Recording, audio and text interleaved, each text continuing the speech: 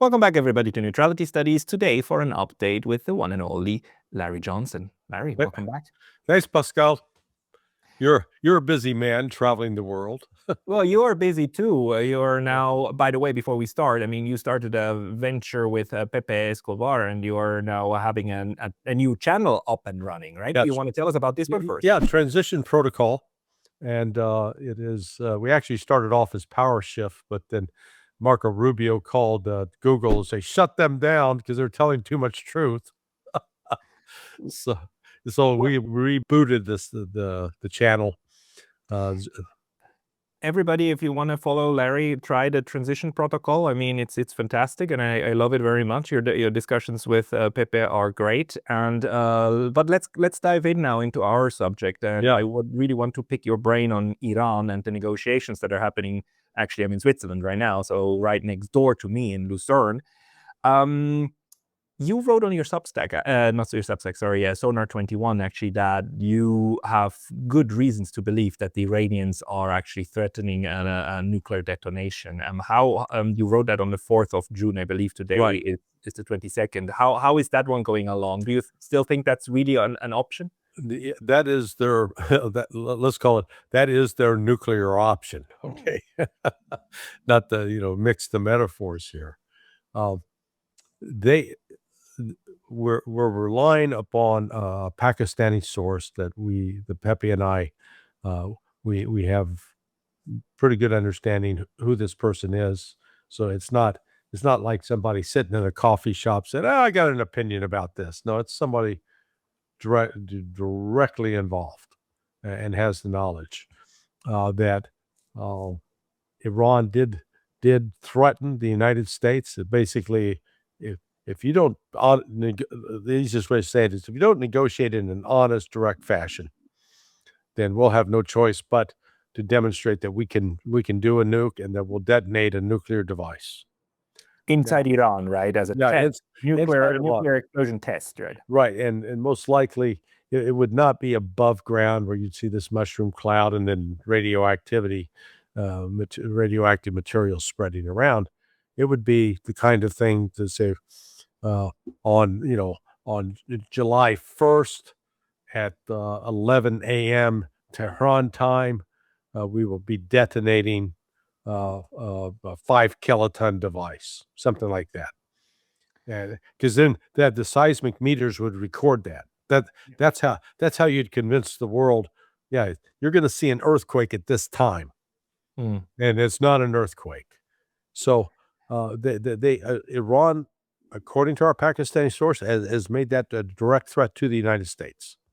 Do you believe that's one of the reasons why the United States in the end signed the MOU, which for all intents and purposes, reads like a surrender document? And the irony, of course, that Trump signed it in Versailles, and I think that one's lost on him. But, we are now in this negotiation process. And do you think that that's actually at the back of the mind of the American team? I think that was one factor, but actually I think the more important factor was the oil crisis that is going to that is hitting the world now, except the world doesn't. We're in the chicken without a head stage. If you've ever seen when they butcher a chicken and cut the head off, it can still run around for a while before it realizes it's dead, and then boom.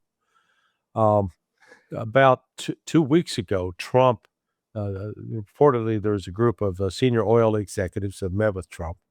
And I don't know as well if he got briefed by the intelligence community or by Secretary of Energy Wright, but he's told there is a crisis looming that is unavoidable. And it gets a little complicated it starts with the Strategic Petroleum Reserve. So this is like putting oil in the bank that you can draw upon for a rainy day. It's a savings account. This is oil that was stored in salt caverns that are in the southern United States. There are 4 main areas where these salt caverns are, and what I've learned is that it's not like there's one big cavern, but as salt was mined out, it left these holes, and so at each of these locations, you may have 3 or 4 different holes in like one location. That total volume capacity like 750 million barrels of oil. And so as they get filled up, and each hole is monitored, the way you get and the reason they use the salt caverns is because the petroleum does not bind with the salt and create salty petroleum. Instead, like if you put water in, you get salt water. It goes from fresh water to salt water. But to get that oil out, when you decide to pump it out, you have to pump water in, and the oil sits on top of the water. Oil comes to the top, and then it's drained out. So what was a 750 million barrel capacity is now down to more than half of that has been withdrawn. And right now, it's being withdrawn at the rate of 16 million barrels per week. So you say, but we got 340 million, so we're okay. Well, stop right there, because to maintain, if you end up putting too much water in those salt caverns, the caverns can collapse, and so they can no longer hold oil. So they estimate that about at 140 million barrels per oil, you get to that's the destabilization point. So that means since like June 15th, there were about 200 million barrels of oil to work with. Now, within that's not all one type. There's light crude and there's heavy crude. And it's on the heavy crude, what's called the middle distillates. I've been getting educated by a friend over the last week. I was like, hey, look what Larry knows. But it's stuff I didn't realize. And once you realize it, you go, holy shit. Hey, just a very quick note. The best way to support this channel is by signing up for my free Substack. You can also help with a paid subscription there, or you can get some of our new merch on neutralitystudies.com. Links below. See you there. You kindly sent me that PDF this morning, and I read through it, and it boils down to the realization that the crude is shared, right? Some of the crude goes to gasoline for you and I at the pump, and parts goes into aviation fuel, and part goes into jet fuel, and part goes into then the older stuff, the diesel you need in order to drive the whole economy. And it's a trade-off, right? So basically what it says is that, well, we run short on things, we will run short also on war-making oil in order to fuel our jet planes and so on. So it gets more and more expensive to make the war going. And the US military, I mean, including the Navy and so on, is of course a major user of US oil, heavy crude. That's not the one that the United States is independent of. You're independent of light crude, but not of heavy crude. Right. That's the one we have to import. Exactly. That's the one we have to import. And so you take that barrel of oil, and the 30% of it, the middle distillate, you got to make a choice. Are you going to make diesel fuel out of it, or are you going to make fuel for the airplanes, the combat, both military jets as well as civil aviation? It's not like you can do both. You have to choose one or the other. And that's where the problem is, because the normal supply of that heavier crude that came out of the Persian Gulf cut off. Russia, basically, they've tried to cut them off, and they've suffered some damage to some of their refineries. But then that leaves Canada, Mexico, and Venezuela. And again, the Venezuelan infrastructure is having trouble supporting increased production. So the bottom line is, and Trump said it in his press conference at the G7, we got 4 weeks left. In 4 weeks, we're going to be out.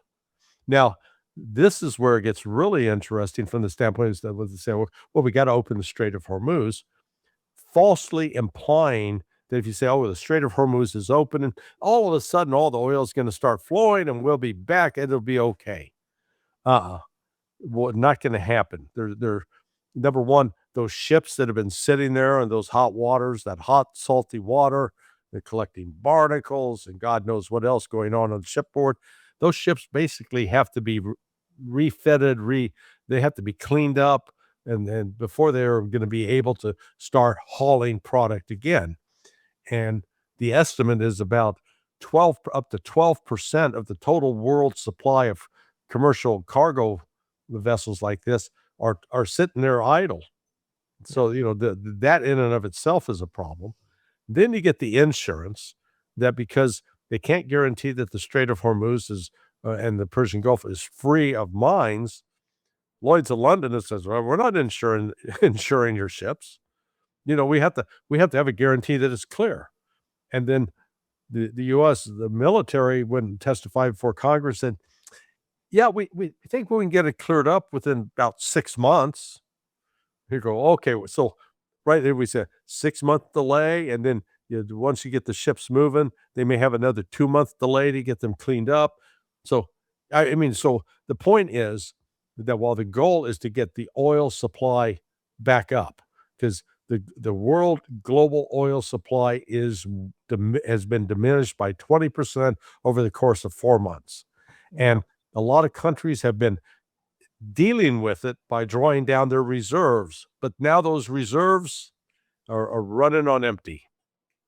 It's a really interesting situation in which I believe that it finally sank in the United States that these capacities are finite, right? The missiles and the kind of the ammunition and whatnot is finite, but now it sinks in that even the oil supply is finite.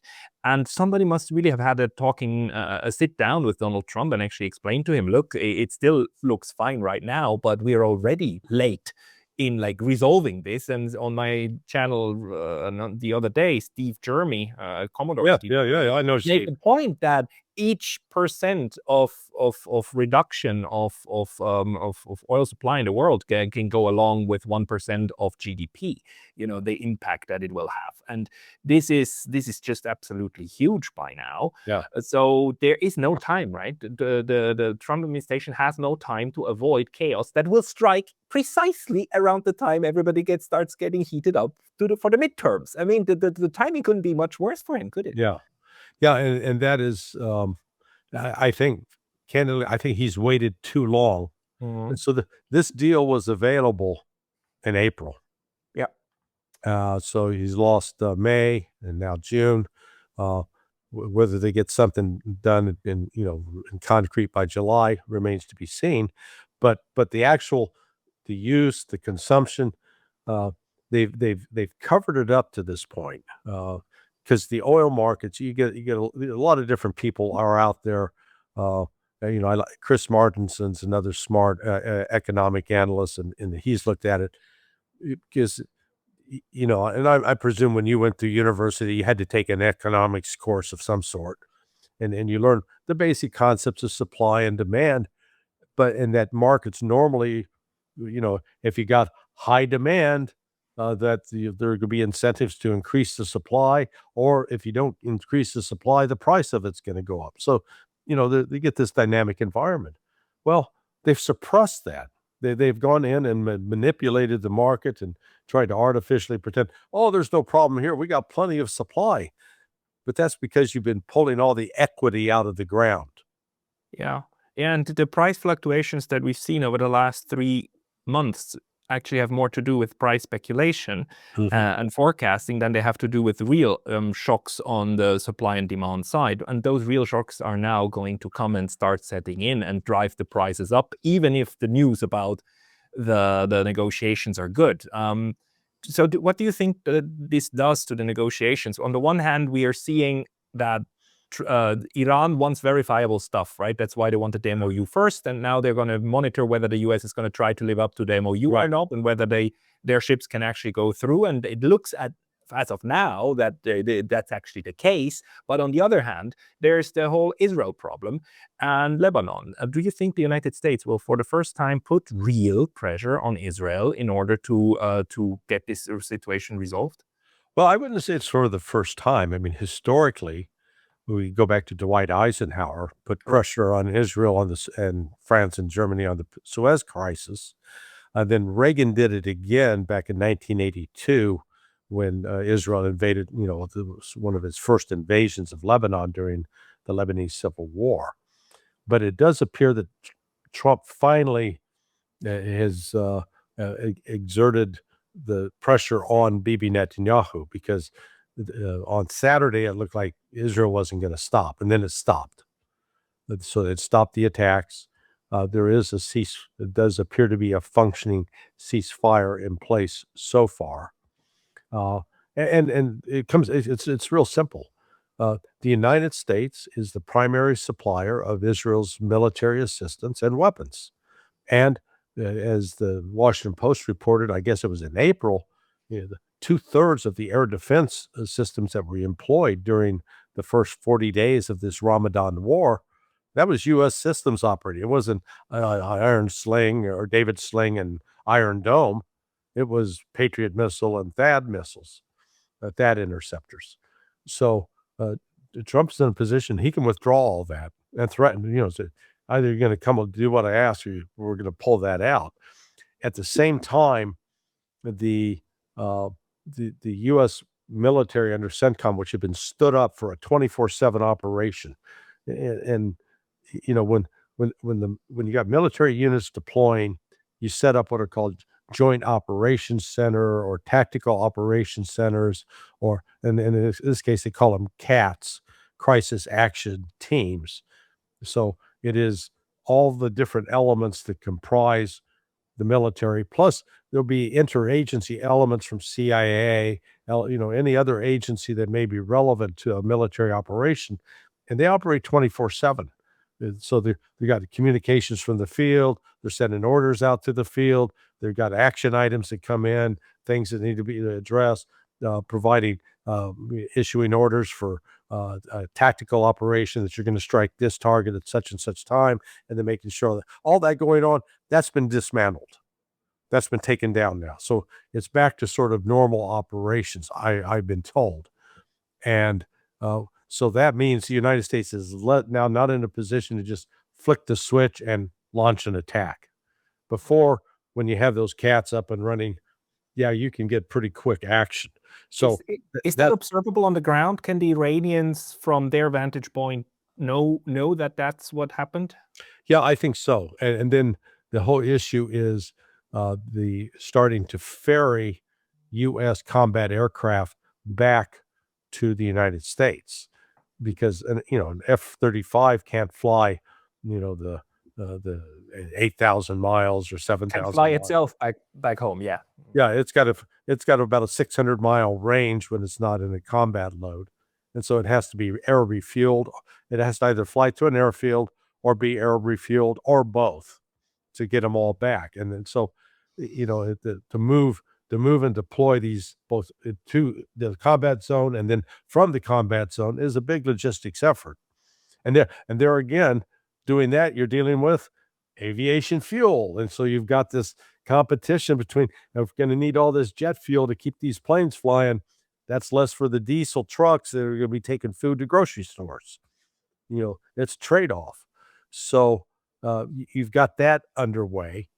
And I think the United States also, in those last 2 days of pretty intense, there was the U.S. hit Iran on the 9th and 10th of June, and then Iran retaliated and really caused some significant damage to both infrastructure, communication systems, and aircraft in Kuwait, in Bahrain, in Prince Saud Air Base, and in Jordan at Mawafaq al-Salti. Why I didn't understand that, and I was out in the field at conferences, so I didn't have time to cover it. But why did the United States do that? I mean, didn't the Iranians manage to drive the point home in the 40 days war already that no, whatever you throw at us, we will destroy something of equal value of yours or even more? I mean, why did they do that one? Yeah, so I'm looking at it, and so I think what happened, because remember, when they take off with a combat mission, it's not just that somebody's sitting around saying, "Hey, I feel a little antsy. I'm going to get up in a plane and go fly and attack such and such target." No, they are responding to very specific missions that have been prepared, targets identified. So I think what was going on, someone made the decision to say, "Okay, let's see if we can use military force to open the Strait of Hormuz." So what we need to do is we need to identify the firing positions of Iranian missiles and drones. 2, we need to identify and destroy the communication nodes at how the Iranians issue orders to coordinate these different issues. And and we need to destroy radars, etc. So what the United States would do, in like one of the occasions, they sent 4 ships into the Strait of Hormuz. Iran lights up, so if you're monitoring with satellites and other technical means, you see how the communication system lights up, how they start communicating, how they start reacting. So therefore, that's one way you try to identify that network so you can destroy it. And then in retaliation for that, the United States came in and started hitting those sites in Bandar Abbas and Kemsh Island, and down another port was at Sirki, that's just south of Bandar Abbas. But Iran was ready. As soon as they got hit, man, they turned around and said, okay, we're hitting this target and this target and this target. And I know from people who know what was the damage was, that Iran was causing significant damage, and clearly Iran was doing some of it. And one of the attacks, I'm told, you had Pakistani military technical people who were trained on Chinese systems that were using Chinese supplied missiles to hit U.S. targets. Oh, wow. Yeah. So the United States suffered some significant damage from that. The one of the last strikes at the Mawafaq al-Salti Air Base in Jordan, you had both Iranian and Russian sources reporting that that attack either destroyed or damaged 12 F-35 jets. Well, that's more than $1 billion worth of aircraft right there. I have this pet theory of mine, which is that at least one of the factors for the US to decide, fine, we need to do whatever it takes to get to a negotiated solution, is that also Saudi Arabia, Qatar, and maybe Kuwait and Bahrain actually put some pressure on the US and said, like, you either stop this or we will cancel the base agreements and so on. Do you have any indications that pet theory, for which I have zero proof, there might be something on this, or on the contrary, that they are just like the satellites that they are? No, I think it's not a pet theory. And both Pepe and I received information that Pakistan is playing a very central role in it, and it's amazing how important it has become in this whole process. So Pakistan, working with Qatar, Saudi Arabia, they are both sending the message to the United States: you're going to get out of our country. Qatar is apparently informed the United States, you got about we want Al Udeid closed in 9 months. Now, you say, well, that sounds a little far-fetched, but did you see the video of how the Qatari foreign minister dissed J.D. Vance yesterday at Bergenstock? Didn't see it yet, but you got to look at it. So you got Prime Minister Sharif of Pakistan, you got General Munir, Pakistan, and J.D. Vance is standing to the right of Sharif, and so up comes the Qatari foreign minister, hugs it out with Sharif, kiss, and then you see Vance go like, and the foreign minister just turns away, goes over, hugs it out with Munir, and then turns around and standing, and you see J.D. Vance is again standing to Sharif's right, and J.D. Vance does one of these sort of turns and like his left hand sort of reaching in the direction, and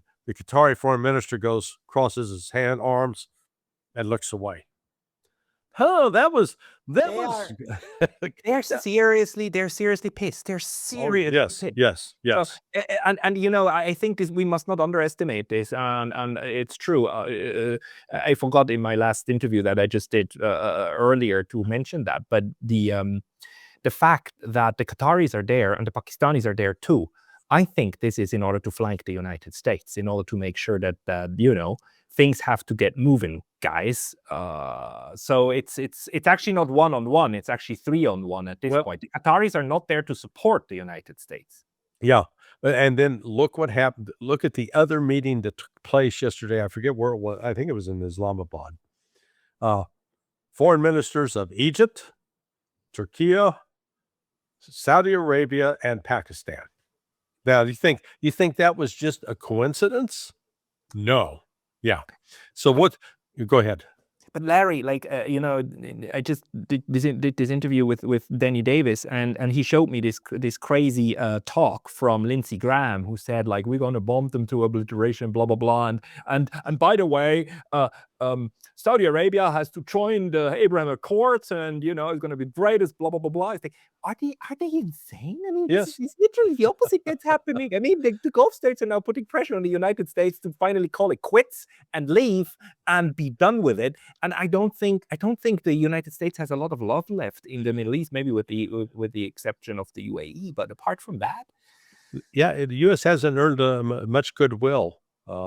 This entire relationship was built upon, hey, we're going to protect you. You come with us, you're going to be golden. Nobody's going to touch you. Now they're looking around and saying, yeah, we lined up with you. We got the hell beat out of us.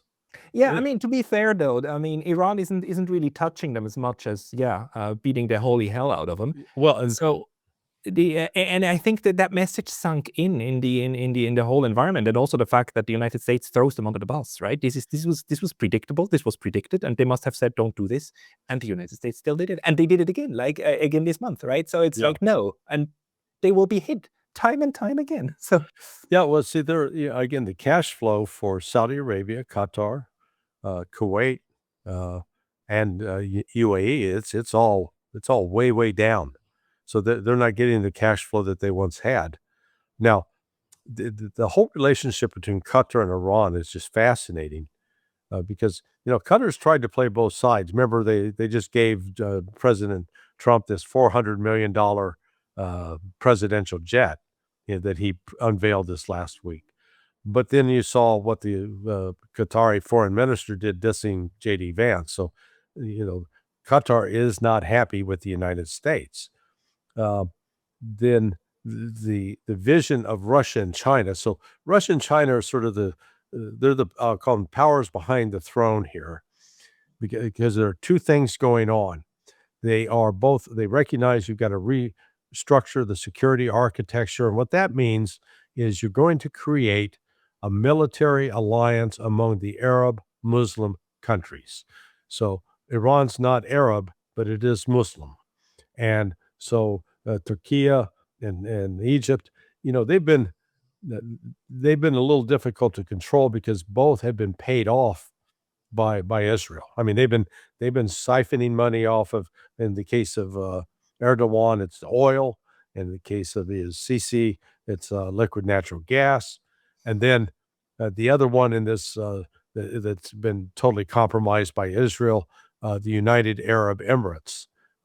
Their system, they've been probably one of the biggest money laundering centers in the world until the start of this war on the 28th of February. They're still, so I've had report from a reliable source that one of the roles they've been playing is Zelensky's uncle is a bag man. It comes out of Kiev every week on a flight down to Dubai or Abu Dhabi, and takes bags, literally millions of dollars that they can be carried, and gets them on deposit in these Emirati banks. That money is then used, it's purchased in real estate. They call them scams. So then they purchase the real estate, then the real estate is sold so that the proceeds then are wired into Israeli banks. And then out of there, some of that money is funneled back into members of U.S. Congress. That's how you're getting paid. So they've paid that role. But what's happened as a result of this war is it has disrupted the Emirati financial system. So a lot of the very wealthy, their money's heading back to Singapore because they see Singapore as more stable than, say, Abu Dhabi and Dubai, which partially explains why over the last 3 weeks, here was the Emiratis who were they were married with Israeli intelligence. Now they appear to be getting some distance. And, that was why they went to Tehran on June 9th to sit down and chat with Arachi. In my view, there's just no way around some form of negotiated outcome of this. And the Iranians are they have more leverage. They're going to be the ones to dictate where this is going. Although the United States will certainly keep like doing its bombastic announcements and whatnot. That's for sure. But there seems to be, to me, like now everything in place to drive a serious wedge into an already like open wound that the Israelis have with the United States, because also the public opinion has been lost, right? Yes. So Yeah. we are reaching a point where U.S. congressmen now looking at the midterms will for the first time be really wondering, should I be pro or anti-Israel? What do you think this impact is going to be on the US-Israeli relationship? It's a generational change. So, still the people that are my age, the people 60 and above, were the last of the boomer generation. I was born in 1955. We grew up with this, the David versus Goliath myth of Israel, that Israel was little David against this behemoth Goliath, the Arabs, and it was fighting against impossible odds. And, the generation that's 50 and under, they're looking at it, and again, they're seeing on social media, despite Israel's attempt to shut down and control social media, that the Israeli genocide against the Palestinians. And it's not just Muslims that they're attacking. I mean, they're attacking Christians. So that message is now starting to resonate. And then when you tie that in with prominent podcasters that are now, Tucker, there was a point at one where Tucker Carlson would have been considered a reliable ally of Israel, no longer. Same for Candace Owens, Joe Rogan, Theo Vaughn, just a number of people. And one, Judge Napolitano, his podcast, he's at almost 1 million subscribers. Yeah. So this message is getting out, and now Israel does not have the political support among the majority of the American population that it once had. Now they've still been managing to secure congressional support by virtue of buying congressmen, but even that's starting to, that has been exposed, that is becoming a potential liability. So yeah, this is it's quite a change. And again, like wars, as horrible as they are, they bring out certain realities on the ground. What do you think, shifting gears just a little bit toward Russia, what's the learning outcome for the Russians from this one? The Iranians stood their ground like against all odds, I would say, and they kind of made the point that you have to strike the proxies in order to get concessions from the big guy, right? And this is what they're doing in Bergenstock right now. That's like calling in the concessions, right? So where do you think that leaves the Russians in their learning process about how to address their thing? And this war in Ukraine is now already longer than the Great Patriotic War, right? For their part of the Second World War. Yeah, so a couple of interesting changes over the last week. Ushakov, a close advisor of Putin, came out and said the Anchorage agreements, they're dead. That's done. That's come and gone. So that's off the table. They clung on to that for almost a year. A year, even though nothing was coming out of it. But they just, they have long kind of ways of sticking with things when they believe that something might still happen down the road. But so that road is gone. That's right. And now as far as military operations on the ground, they have accelerated dramatically, really in the course of the last 2 weeks as well. So Konstantinovka has been captured. They are closing in on Krasny Liman, and from that position, they will be, at least in Donetsk, Russia will be in a position to encircle both Kramatorsk and Slavyansk, which are the last two strongholds in the Donetsk. Once they got that, it is a wide open step, if you will, to the Dnieper River.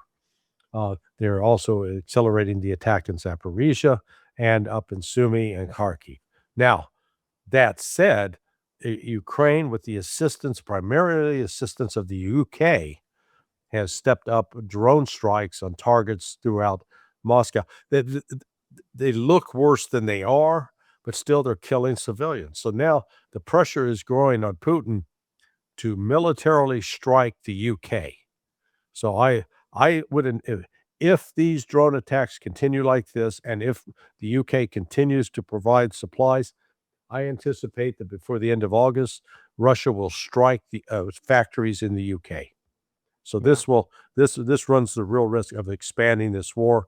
But the Russians are now at the point that Sergei Karaganov has openly expressed, they've lost the fear of retaliation. And so we're going to have to show them retaliation in order maybe to put back the nuclear deterrence. Because right now, the Europe, primarily the UK, I don't see the same level of enthusiasm in Germany for this. Merz is in, here's Keir Starmer is now out of office. We'll see if his successor is as ambitious about supporting these drone attacks in Ukraine. But clearly, we've entered a new phase with this war. And from Putin's standpoint, he's talked about it as a terminal phase. So these last desperate attacks with drones, they're not changing the strategic picture. They are creating I guess the Western hope is that this would create political pressure to force out Vladimir Putin. And it's like, what the hell are you people thinking? You think they're going to come in with some moderate who goes, oh, let's stop attacking Ukraine? Good God, no. Medvedev is standing in the wings, and he is much more willing to pull the trigger than Vladimir Putin has been. But yeah, it is true. It's like, though, what Ukraine is hoping for, and we know that they've been trying that for years now, is to create an Article 5, right, for NATO. They are trying to, theoretically, this is the only thing that can still save Ukraine, right? Article 5, and then all in, and a super big war, including the United States, and that's the one thing that you could still say, like, maybe that's what's going to get us our territory back. And you can see how they are trying to bait Russia, right? And all of these drone attacks, especially also like last week in Sevastopol, blowing up that war memorial that has zero tactical value. The only value is that it makes the Russians angry. And it makes them angry. And they told me so. The Stas Kripivnik keeps saying, we are really, really pissed by now. Yeah.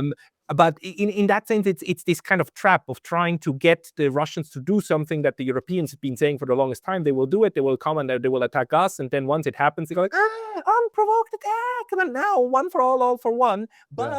But we are at a point where the United States can't even fight a war anymore in West Asia, right? So this, in my view, this increases the chances within Russia to roll the dice and say, like, fine, let's give them what they want. So you also think that it's likely that this calculation is now changing in Russia? Oh yeah. I think there was always caution for the start of the special. This is why Putin called it a special military operation. Yeah. He was going to fully mobilize society. They recognized Russia had some built-in limitations. They did not have fully mobilized manpower. The factory system to be able, the manufacturing industry wasn't up and running to do replacements in the event of, let's call it, industrial scale war. They didn't have a full array of their different weapon systems, but now they're in a position, as after 4 years, they didn't have to mobilize society and force consumers to go without in order to support a war effort. They were able to do guns and butter at the same time.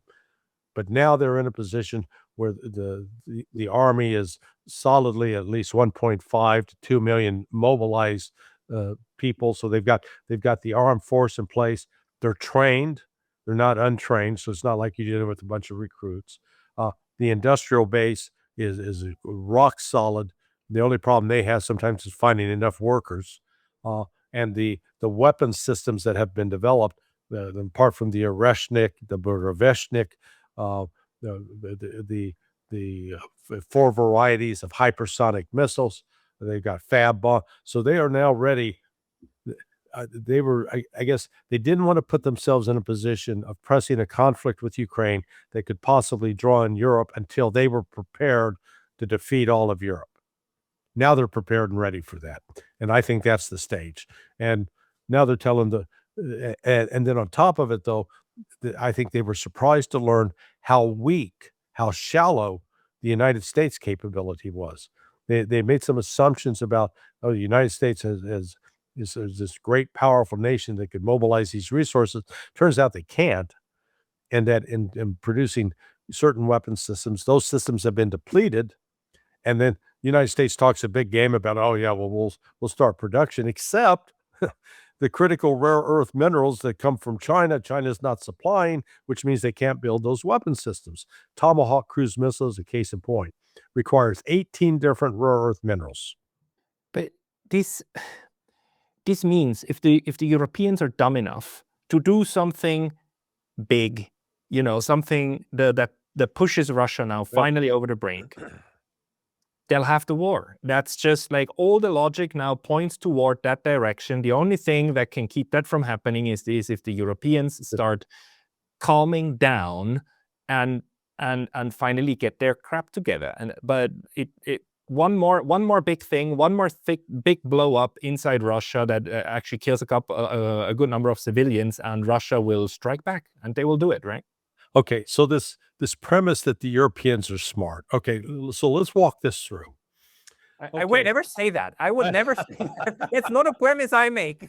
They prove that they're insane. Yeah, I mean, they're living up to that now. Look at the logic of this. So our European economies, they thrive. They need low energy costs. So that means we need inexpensive oil and inexpensive liquid natural gas. Therefore, what we're going to do is we're going to go along with the U.S. plan to blow up the Nord Stream pipeline and then impose sanctions on Russia so we no longer buy cheap, inexpensive oil. We're going to both buy more expensive oil, and we're going to and we're going to only buy expensive liquid natural gas from the United States.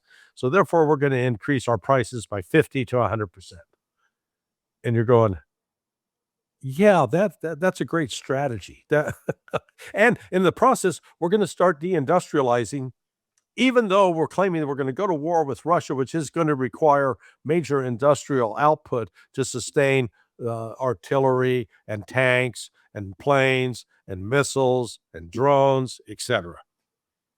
I mean, it makes no sense. No, it doesn't. But again, I think the Europeans, a good number of them, are caught in a mass psychosis or a mass formation event that makes them believe that if they just want it enough, then it will happen because everybody is Churchill.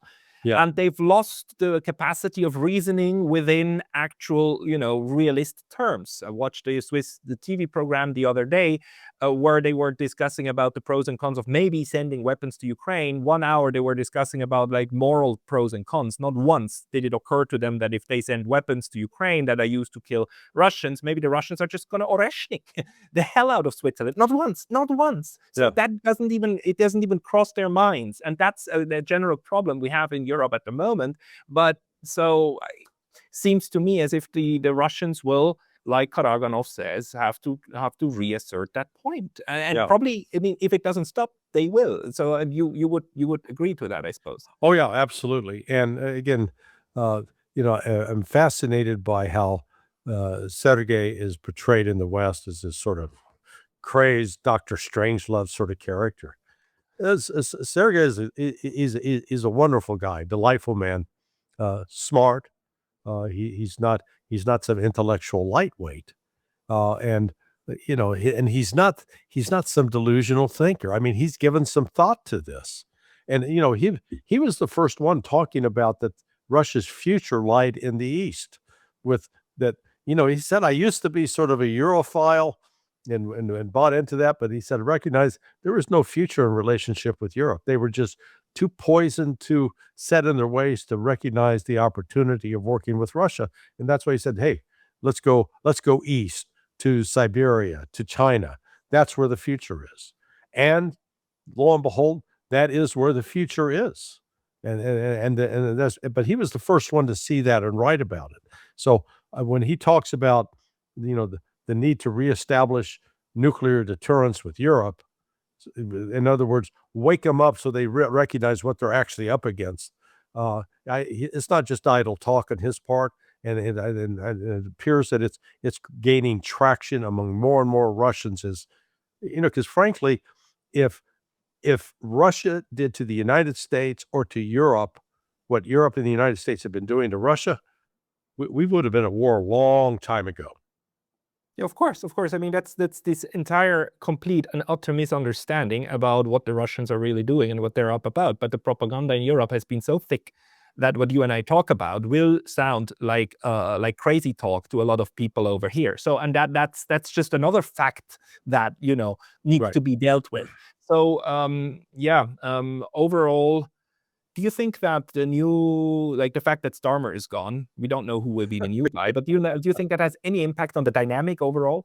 Yeah, no, potentially, because this was like Starmer's pet project, and he was alleged to have had intimate relations with some young like Ukrainian men. So who knows if that was a motivating factor in all of this? But if it depends if his replacement decides, what, we need to focus.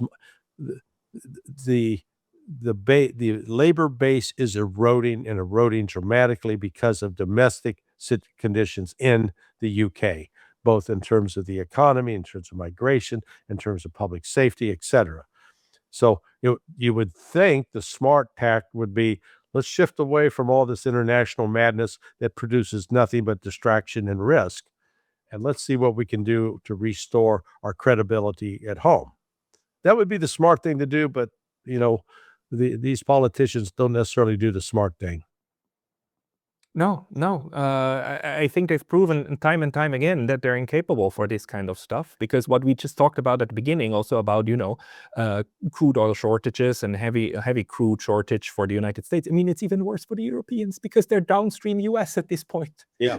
It makes me want to go just pull out all of my hair. But last question: any kind of estimations about what this whole thing does for China and its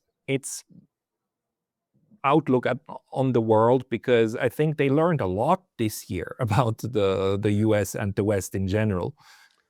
It's accelerating China's rise as the dominant economic power in the world. When at the start of the special military operation in 2022, the Chinese and Russians, as part of BRICS, had talked about, we don't need to be dependent on the West, but there was no urgency to it. Then with the sanctions that were immediately executed upon Russia, then followed on rhetoric and threats from the United States towards China, they both realized, okay, we need to step this up. That summit that took place, I think it was January, February of 2023 in Moscow, where Xi Jinping came, that's where they really lit the fuse. Okay, we got to accelerate putting together a new international financial order. And so it's culminated now with the Chinese created an alternative to SWIFT, which is called CIPS, cross-border interbank payment system. It is digital. SWIFT is analog. And just in the last 2 or 3 weeks, 26 other international banks have basically lined up with Chinese banks in signing agreements so that this system now it's becoming international. So to transfer money, you're not dependent upon SWIFT and US dollars. Now to wire money, you can use a variety of currencies, but it ultimately goes down to the Chinese renminbi. So China at the same time, they're selling off US treasuries. They're buying gold and silver. Russia selling off treasuries, buying gold and silver. Japan selling off treasuries. So the U.S. bond market, which used to be seen as sort of the safe haven, it's no longer seen that. So that's where China is definitely stepping in to create an alternative with the full backing of Russia. the gears are now starting to really click and into each other, like the stuff that has been put into place, and it's going to start. The machinery, the new machinery, is getting started. Correct. Yeah. Good. Larry, I've stolen a lot of your time. Thank you very much. You're always very generous with that and with the updates. People who want to follow you, there's sonar21.com, your homepage, and there's now Transition Protocol, your YouTube channel. People should go there. Any other place to find you? Those are the two big ones. I mean, the Substack, I'm Larry C. Johnson, that's Substack. Between Sonar and then the Transition Protocol, those are the big ones. I also have a Countercurrents that I just do once a week, short videos. But the Transition Protocols is becoming with Pepe, and Pepe and me is sort of the principal analysts. Zulfikar Ali, we call him the Z-Man. He sits there as sort of the host, and then allows Pepe and I to focus on really trying to integrate journalistic reporting with intelligence, and I think we get a pretty potent combination out of that. It's absolutely fantastic. I recommend it to everybody. I'll put the links into the description box down below. Larry Johnson, thank you so much for your time today. Thanks, Pasquale. Always a pleasure, my friend.